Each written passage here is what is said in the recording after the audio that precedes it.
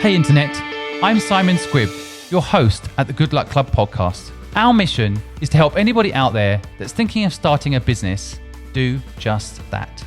Equally, if you've started a business and are struggling, maybe you need a little bit of inspiration and knowledge. And we hope by interviewing some of the world's most successful entrepreneurs and change makers that you'll get the knowledge you need to become the person you want and turn your business into that dream company. I personally have started 17 companies from scratch and have invested in over 65 startups. When I sat down and analysed how I did it, I discovered a secret. It was all luck. I'm here to tell you, in my opinion, without luck, it ain't gonna work. Each week, I will discuss with my guests this theory and see if luck is a skill as I feel it is. I hope you enjoy our episode this week. Welcome to this week's episode of the Good Luck Club podcast. My guests today are entrepreneurs Joe and Kenneth, co-founders of GOLS. Hi guys, welcome to the podcast. Hey Simon, thanks for having us. Perhaps you could start off by kindly introducing yourselves to my audience. Yeah. I'm Joe, this is Kenneth. We started GOL Logistics and Storage, so GOLS for short. Basically a e-commerce fulfillment solution provider. How we started a few years ago, actually, taking a step back for a second, both Kenneth and I, and we have a third founder who unfortunately couldn't be with us here today, we all came from finance background. We actually came from investment banking. So a lot of people wonder, why would you give up a corner office in sort of the business district for moving to the warehouse district, packing boxes and doing, logistics work? And actually, one of the things that our passion, or if you could call it our drive in all of this, is really making a difference. Clocking in every day, doing finance, working for big corporations, doing the sort of day in and day out stuff is rewarding in its own sense, but it really didn't really, sort of complete us, to be a bit cliche for a second. We always knew there was something else out there. We always knew, we always put our heads together, we always thought there must be something out there that we can do or start. There was something that was missing. And especially in Hong Kong in particular, which is very different in terms of the overall technology development and e-commerce and digitalization, for simple reasons being the fact that Hong Kong is geographically a very dense and small location. And because of that, the common benefits of e-commerce and everything being convenience, etc., is less so in a market that already is pretty generally convenient in itself, getting around from place to place, etc. But we nevertheless embarked on this mission of ours to say, there's something we can do. And sitting around, as generally people do all the time with their friends, and they talk about different ideas, things they've seen or heard. And one thing that was really the common denominator in everything we heard from our friends, as they sort of embark on their own startups or own different ventures or things, is that everyone had a great idea, great product, great service, great technology, whatever. But at the end of the day, there was always one big question mark, which is, but who's going to handle all the logistics? Who's going to manage that supply chain? How are you actually going to make this idea or concept a reality? And even if you can make it a reality, how do you actually run and operate all of this stuff? Because logistics is one of those black boxes I think people really don't care to think about until they have to think about it. And so, as we joke around all the time, and one of our sort of sales pitch, if you can call it that, is really like, we go to our clients, we want to handle everything you don't want to think about. We want to continue that black box for you, but don't worry, we'll get everything done the way you want it done. And at the same time, especially in a startup world, where there's so many things you have to care about, one person doing everything, as we were sharing even about before we even started this,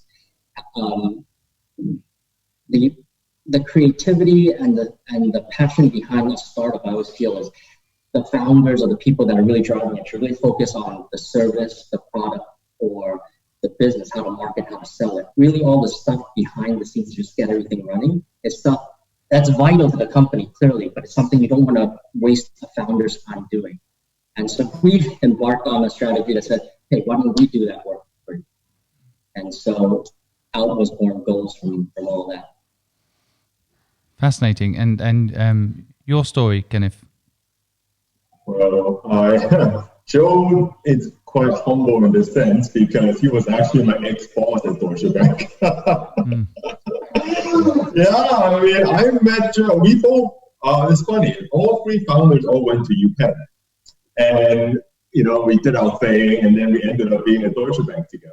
And my first real experience with Joe was, going back to University of Pennsylvania and recruiting interns and summer associates. And ever since then, we had a good camaraderie. And, then, we all left banking. And, I joined a bit later, actually, GOLS.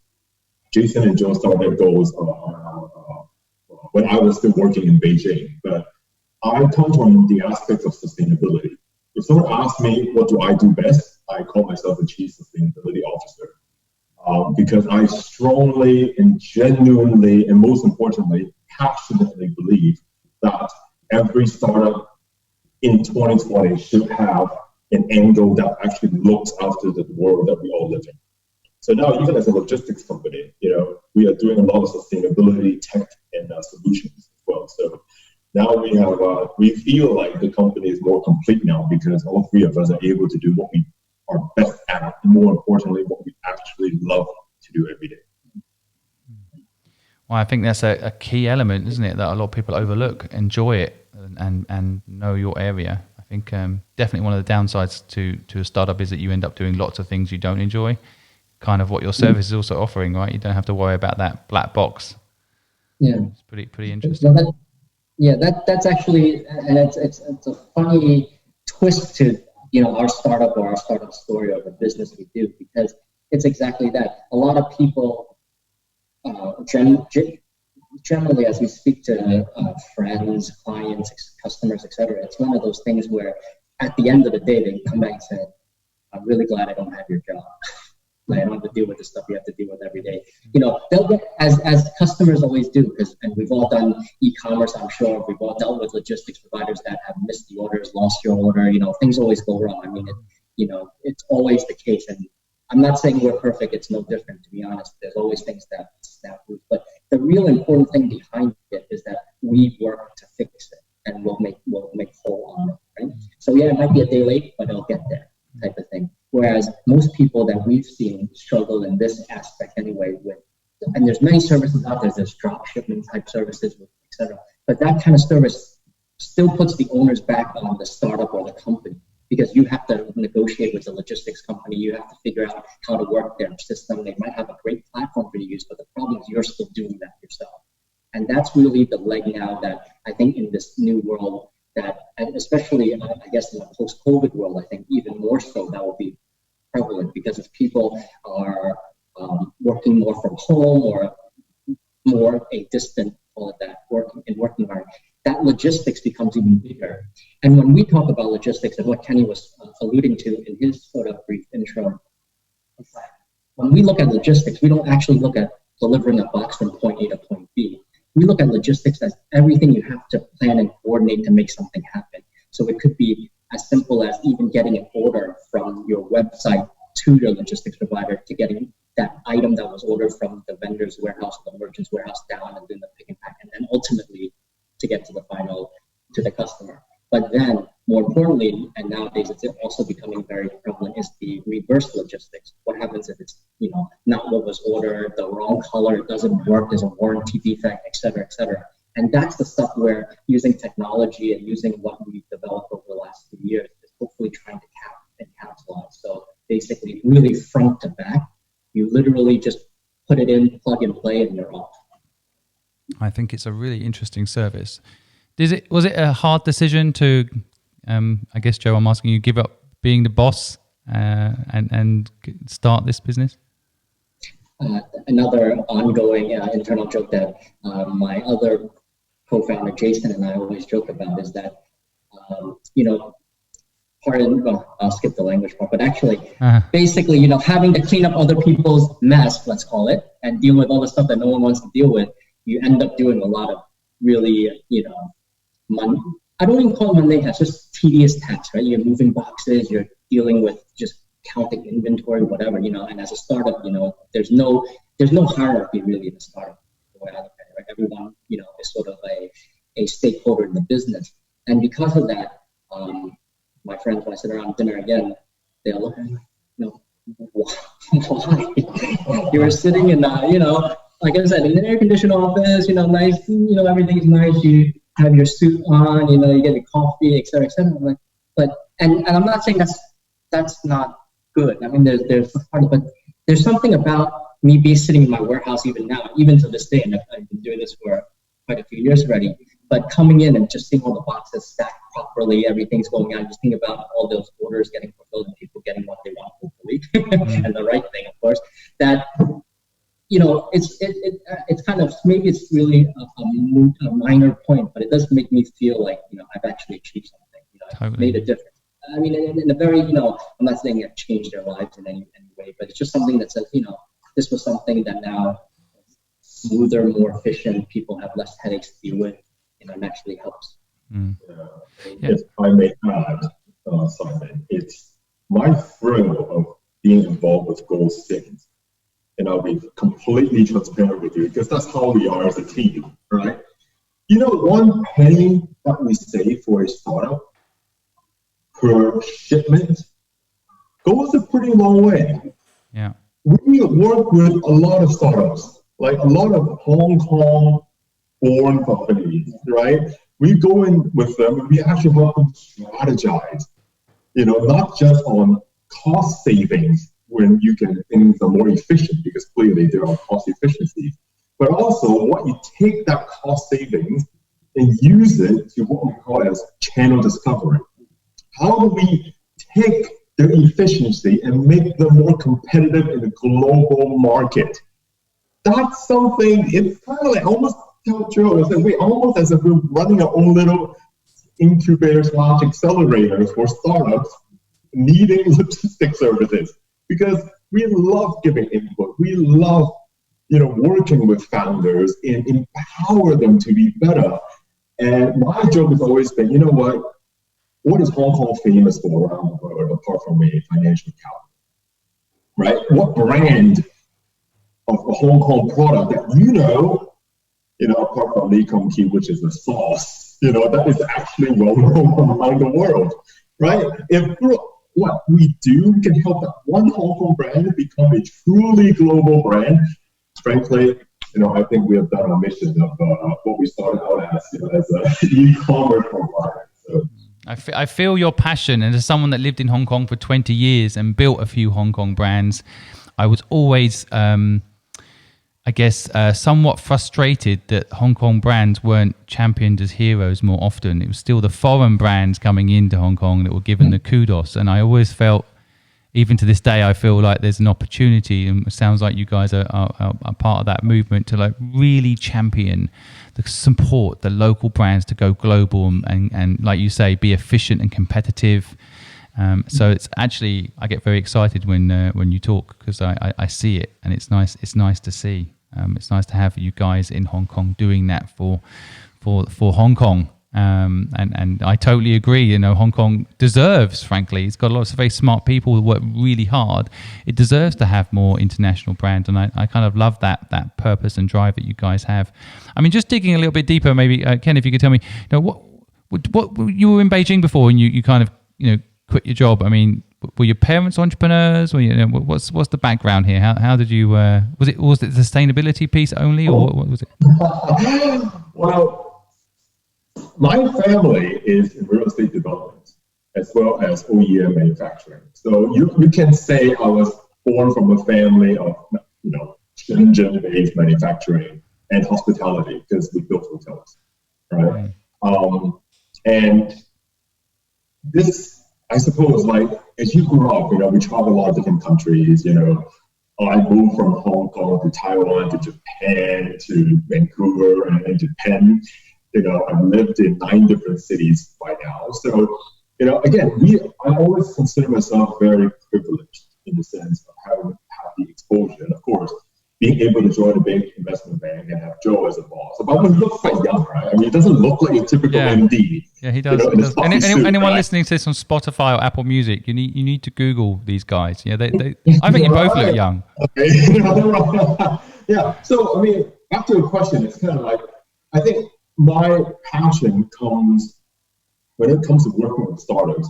really stems from the fact that, again, the whole made in Hong Kong drive. Like, we travel the world, we network with a lot of people. Why can't we be proud of Hong Kong as a hub, a real hub of global, well-known brands? And as you know, probably, Simon, because you invest in way more companies than I have personally, right?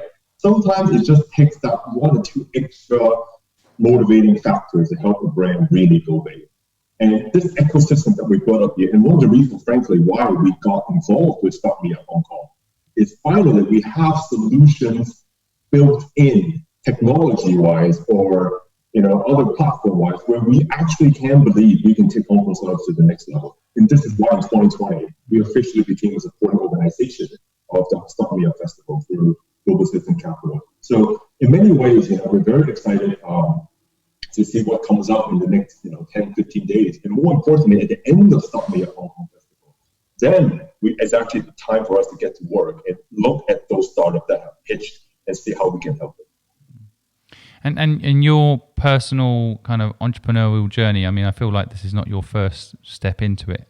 What else have you done? Ooh, getting personal. We have a face mask company now. Okay. Part of our COVID-19 story is a nice lady called Jessie Chung and I. We're now co-founders of a Hong Kong face mask company called Family Mask. And this launched, by the way, in February. So the mission of this startup, and by the way, GOLS and Joel has done an amazing job supporting the distribution of family masks to a lot of least developing countries. We have shipped to Nigeria, we have shipped to Middle East, we've shipped to South Africa. Again, this startup is what I call, and I get very excited and passionate about it, as you can tell, because it's what I call an impact startup. It was not born purely because there's a problem. It was born, it's because timing-wise, we needed a Hong Kong hero in some sense to make sure all the grandparents, to make sure all the nurses, to make sure all the frontline healthcare workers can get access to masks, which back then, by the way, in February, was impossible to get our hands on. So we started this company in 21 days, and now we have manufactured both Hong Kong and Shenzhen, and we make 2 million masks a day.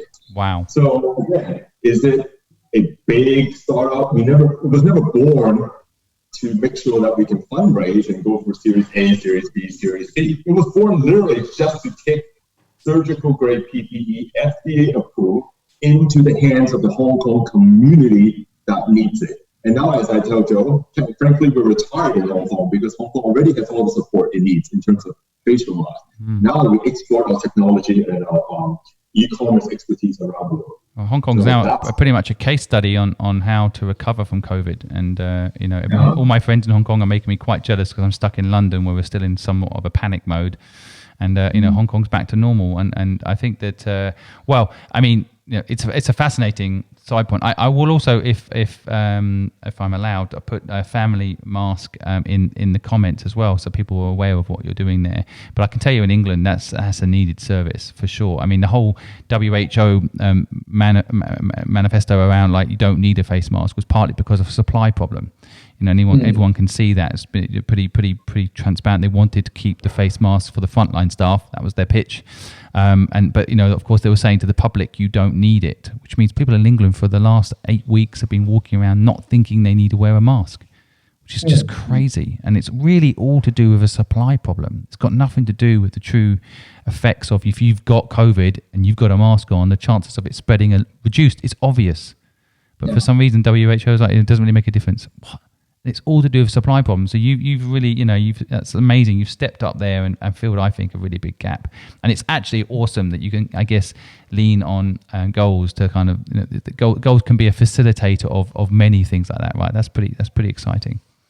Yeah, I mean, that's again, I guess, going back to the vision or what we were thinking is that logistics will always be the backbone of virtually every industry, every economy, etc. Especially in the e-commerce world, one of the biggest things is now trying to get product to market faster, right? Because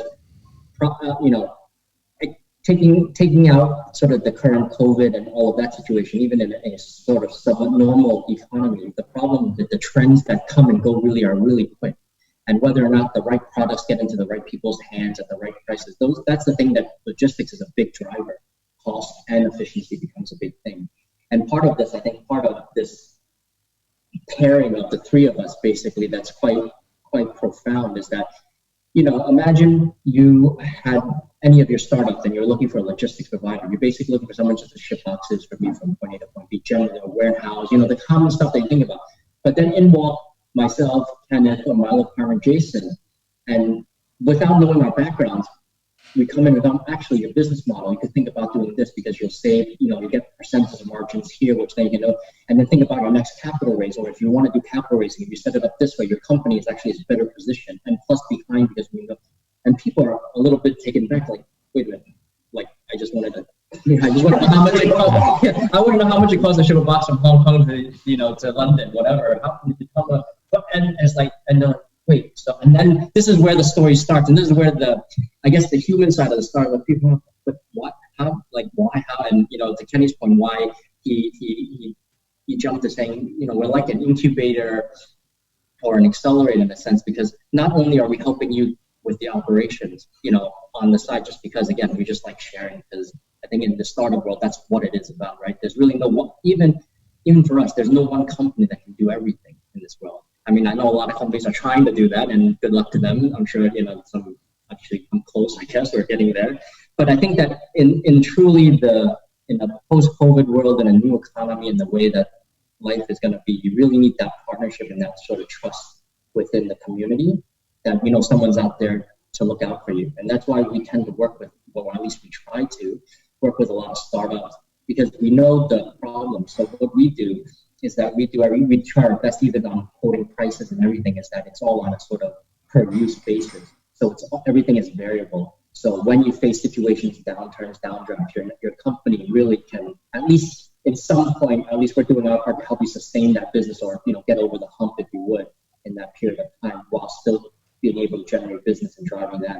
And that's really sort of the commitment we've made to a lot of our startups. And thank goodness, I think the founders have also been good to us. Some have been very successful and clearly now very loyal with us. And, it's really become a true partnership in that sense. And that's the kind of stuff where, again, it gets us out of bed in the morning.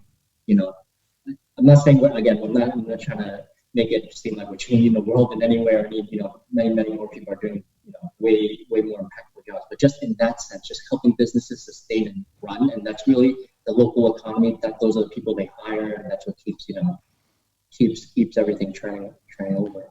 I think the value add that you're offering is quite special, actually. I guess as a business person, I might ask, it makes it slightly harder to scale because there's only, there's three of you, right? So, at the end of the day, how many companies can you personally help? But I like the idea a lot. I think it's really interesting. Just out of interest, I mean, I'm always trying to teach my audience about partnerships. There's three of you. First of all, what's your individual talents, and how does it fit? And do you have a gap? Well, I'll go first on this one. Talent. I need time to actually think about talent, please. So leave that to me then. Leave it till I make it. But actually, again, it's one of those. It's like this tacit agreement between the three of us. We've actually, when we came together, we didn't have, a shareholders agreement, or, roles and responsibilities, or who's going to do what, or, the stuff you would probably want to have, especially when you're working with friends, because these things can always get complicated quickly, and a lot of different situations or things can happen. But for us, it was sort of, it was pretty natural, because again, I think getting to the point and answering the question hopefully is that our strengths are very sort of, we know where we sit in that sort of value chain, if you would. So, for example, a lot of the business development or the solutions, or thinking about how to structure things, how to do things, how to work, the business angle of it would be something usually I take the lead on. My other partner, Jason, he would be the one thinking about, now, what's the best efficient way to run it, fit in a physical sense, because logistics still always encapsulates something, but also from a technology sense, because our Jason and my background, actually, although career-wise we were all in finance, actually in academia we were all engineers and computer programmers. So actually we have an IT, if you would, a tech background in that phrase. So we always think about what is the best way the systems could be developed. And part of the technology we develop, or what I would say is the more solution than technology, is that we created systems that can really plug and play. So for example, just a quick example, if you were to use any kind of shipping company, any drop shipping company or whatever, they would give you a platform or log into their system, and you sort of have to integrate into that system or learn how to play around with that system. The way we run it, and to the point that you sort of raised too about scalability, is that we go in and actually understand the process that the company is currently running. Now, regardless of whether it's efficient, inefficient, it doesn't matter, but this is how the people are running their business today. And we think about ways of how you actually really plug and play into this. And if you go to our website, one of the things that, it's a bit cheesy, but I like it, is that, everyone tries to fit that round peg into the square hole, and it doesn't fit. And that's what's happening in the world. A lot of people are creating platforms and stuff, and it's all great. The problem is you got to fit yourself into that platform. You got to fit into the way they're doing it in order to get that thing. What we come in with our technology and our base, our back end, if you call it, is sort of white label to the effect where generically at the end of the day, it's usually the same sort of set of things. And how do you integrate it and how do you put it all together? That's really where we come in and add that value. And once you get that set up, for us, you're right. And our ultimate vision, I would say, is not to become the largest logistics company in the world. Actually, quite differently. We want to connect all the logistics companies, because there are a lot of smarter people out there who have done logistics for even many more years than we have, that have the warehouses, have the fleet, that are underutilized or not at capacity. And if we can just connect everyone together and actually use that, it's better for the world, because you're not making redundant stuff you don't need. You're using stuff that's already there. You're really helping in that sense. And that's really the ultimate, if we get down to, in one line, that's really what we hope to be able to deliver. I think it's interesting as well what you say about not needing shareholder agreements. I mean, a lot of people would worry about that, but I actually agree with you. I think sometimes people. My lawyer was, and the reason he's my lawyer, he always says people will always accept ink. Ultimately, if someone wants to do something bad, they will, and you're not going to spend your time and money necessarily in legal battles. It's all kind of a waste of time. So that kind of friendship that you have, and that loyalty, and that kind of common purpose seems to be the way forward, I think, for businesses. So some good advice there. I really love the passion for your business that you guys have. Every time I ask you a personal question, we end up talking about the business, and I totally get it. I'm the same. My wife over dinner might ask me what should we watch tonight on TV. Next thing I know, I'm talking about podcasts and what's happening in the podcast world and how amazing the founders are that I speak to. And she's like, "Yeah, I was just asking you about what we should watch on TV tonight." So you have the same vibe, which I love. Do you think there was a big break for you in the business? Have you had that yet, or do you think you've had it?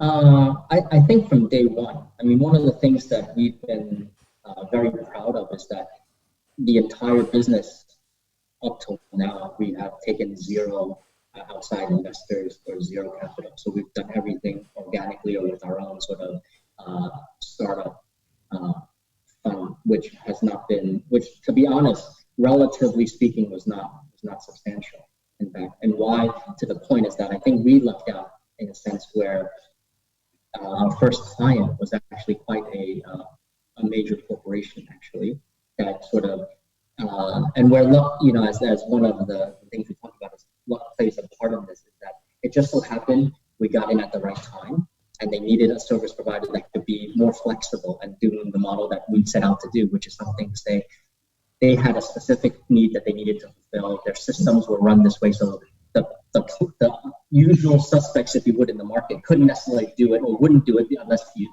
put out a lot of upfront capital to invest in upgrading systems, enhancing stuff. And we came along and said, well, actually, and I can say this now, I guess, is that we were literally starting up, so we had nothing. We had a blank sheet of paper. So if that's the way you want to do it, sure, let's do it. Let's do it that way, right? If that'll help you and make it work. And then, in some sense too, because people were shocked. To be honest, we were quite shocked when we got the call back for the job, and we were like, and it just validated the point and sort of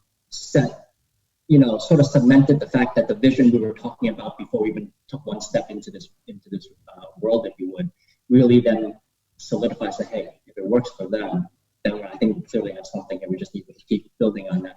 And so from that, how we develop every dollar that we spend in technology or in solution, we're always thinking about how do we not waste this.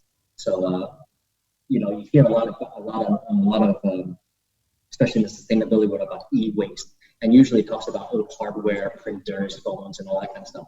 Actually, I believe there's even more e-waste in the software space. How many people have developed websites or apps that are now sort of probably mothballed, or, and how much money has been sort of invested in there that is sort of lost, or there's a sunk cost, I get it, but there's no real residual value.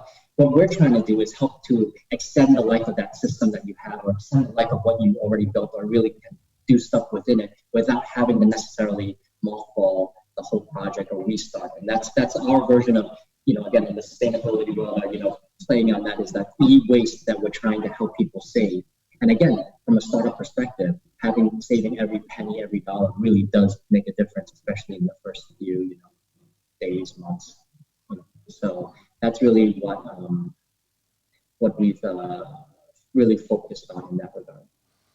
I think it's a really interesting point about getting, that kind of big customer. As an investor, I think I can say this: getting investors is not always the best route. I think getting a customer on board and then tailoring your business to support that customer and then building up from there based on some income is absolutely an option for people in startups. I think it's got a bit trendy to go out there and raise money, and that's not the only way. And you guys are proof of that. So I congratulate you for that as a great case study.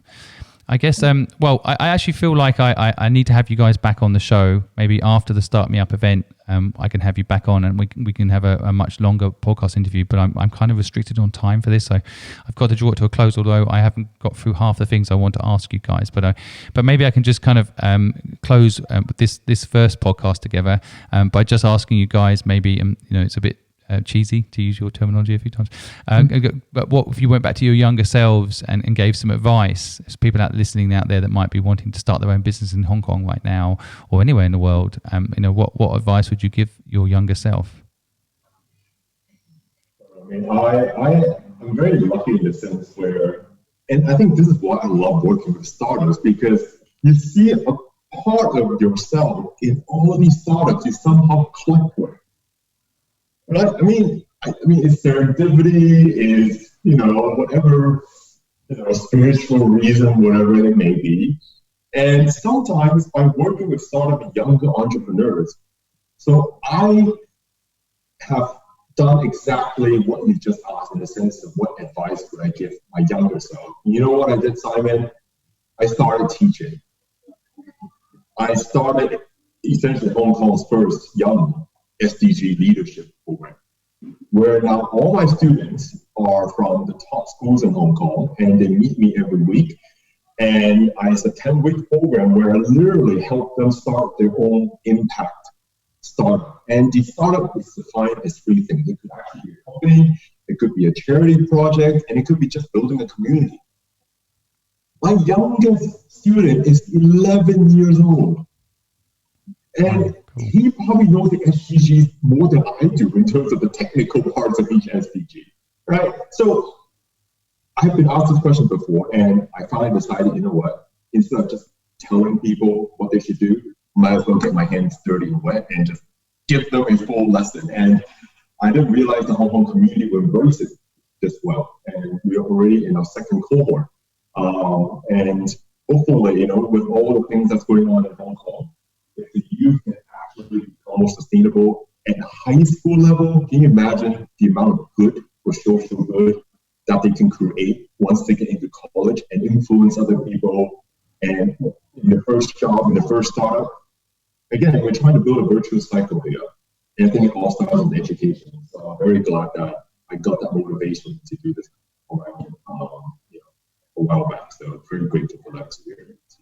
Kenneth, I applaud you. You just mentioned there that kindred feeling you get when you listen to other people talk about their businesses. I feel that about what you're doing. I also am trying in the UK right now to get into the younger generation, 10, 11, 12, and then see entrepreneurship as an actual thing they can do. It's not some mysterious thing. No one's born a doctor, no one's born a lawyer. There is a way to actually open up your mind and learn to be an entrepreneur. So I feel your passion, and if it's very infectious. Joe, good luck following that.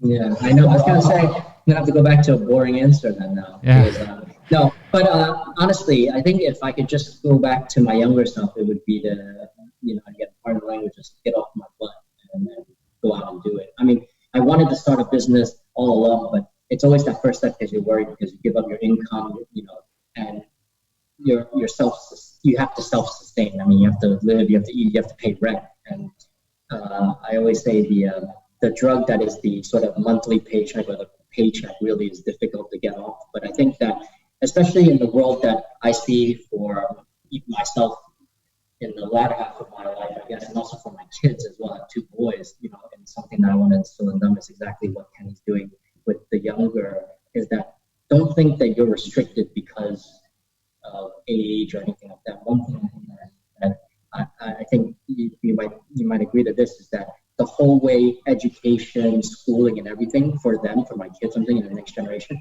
I think will be totally different from the way that, it's not just about, primary school, junior high, high school, college, university, blah, blah, blah. I'm not saying that's going to go away. I don't think so, I guess, but it may. But I'm thinking that in the world today, we all had to go through education to learn stuff because information wasn't readily available. Now with the internet, anything you want to know, you just, there's a podcast, there's a YouTube video, there's something, and it's there. So you don't need it. But what you have to get is the real life experience, how to apply all that knowledge, right? It's not necessarily remembering a formula or an equation anymore. And that's where I think, and again, if I can go back to my younger self that was living in today's world, that's really what I would say. Don't worry, just go out there and give it a try because you're young. It's okay, you might fall, you might fail, but that's not a bad thing. I think that's something where I would hopefully, if I could tell my younger self, have that confidence to really take that first leap instead of waiting another 10, 15 years of my life. I think you did it finally. And we're grateful. You did it. None of us would have jumped in, so here you go. That's fantastic, guys. I love your story, and I'd definitely like to have you back on the show. Thank you for giving your time to the audience today. I'm just going to quickly sum up what I've taken away, a few things. I think everyone should have a Chief Sustainable Officer. I think that's a job title that needs to become more mainstream at the top level. I think that's a great thing to have. I love this concept of, save $1, see how much you can do with it. I think that's also really interesting. I think you said a penny, which feels very English, but save what you can save and what you can do if you do through using services like yours and others. Thinking around efficiency is really interesting. I like this kind of concept of global competitiveness. Especially for businesses that are in smaller markets like those in Singapore and Hong Kong, you've got to be global. So having that competitive edge, again with support from people like you, I think is really interesting. I just want to mention Family Mask again because I think that's a really interesting impact startup. I love impact startups, and I think that's really exciting what you've done there. Maybe that's one of the Hong Kong brands that needs to trademark that. I like the idea as well about your big break being this kind of find a customer thing and building your business from scratch, but around that, as opposed to like you say, the platform is there, you've got to use what we've got, as opposed to like what you're doing, which is this more tailor-made personalization of a platform, which I think is the future actually. So a really good insight for anyone thinking of starting a platform, to think of it that way, not just what you're offering and that's it, but what you can tailor to suit the market. I do also think the don't worry about shareholder agreement piece and sync your skills and purpose is my add-on to that. But I absolutely agree with that. I think a lot of people get so stuck on the detail of an agreement, they don't really understand the spirit of an agreement. So good insight from you guys there. So that's it. I could go on and on, but no, I'll just end with one thing I'm definitely going to write on my wall in my podcast studio, which is don't just tell people what to do, but get your hands dirty. I think that's really good. So that's it. A lot of people skip to the end of the podcast to hear if there's anything worth listening to. So if they've just caught those bits, they have to go and listen to your whole podcast to understand the detail. But thank you so much, guys, for coming on. And I look forward to having you back on the show. Keep doing good work, and enjoy your business. Thanks for your time. Thank you, Simon. Thank you for listening to the Good Luck Club podcast. We know you have thousands of podcasts you could be listening to, and you've chosen us. We, of course, feel lucky. If you want to hear more, please go to thegoodluckpod.com or go to any of our social media pages and share with us your views, your insights, and any way that we can improve what we're doing to make it a better experience for you. We wish you the best of luck.